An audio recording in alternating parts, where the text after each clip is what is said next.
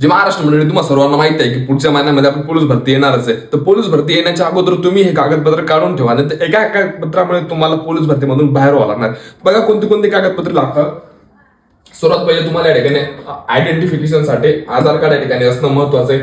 त्याच्यानंतर 2 नंबरला या ठिकाणी 10वी 12वीचं बोर्ड सर्टिफिकेट असणं महत्वाचं आहे. त्याच्यानंतर 10वी 12वीचं गुणपत्रक सुद्धा असणं या ठिकाणी महत्वाचं आहे. त्यानंतर तुमच्याकडे शाळा सोडण्याचा दाखला असला पाहिजे. जर तुमच्याकडे शाळा सोडण्याचा दाखला नसेल तर तुम्ही या ठिकाणी बोनाफाईड सुद्धा तुमच्या शाळेतून काढून आणू शकता. त्याच्यानंतर तुमच्याकडे कास्ट सर्टिफिकेट असलं पाहिजे. त्यानंतर नॅशनॅलिटी असली पाहिजे. त्यानंतर डोमासाईल, ज्याला आपण आदिवासी प्रमाणपत्र म्हणतो, ते असलं पाहिजे. नॉन क्रिमिनल असलं पाहिजे. जन्माचा दाखला असला पाहिजे. जर तुम्ही चालक पदासाठी फॉर्म भरत असाल तर तुमच्याकडे या ठिकाणी लायसन्स असलं पाहिजे.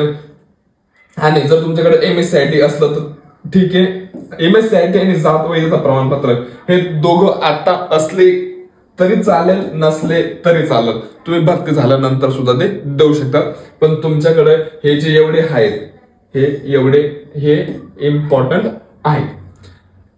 अशाच प्रकारच्या अपडेटसाठी तुम्ही आपलं स्वराज्य अकॅडमी नाशिकचे टेलिग्राम चॅनल जॉईन करू शकता. आणि जर तुमचं कोणी पोलीस भरतीची तयारी करणारा एखादा मित्र असेल त्याला हे रील सेंड करून द्या. जय महाराष्ट्र.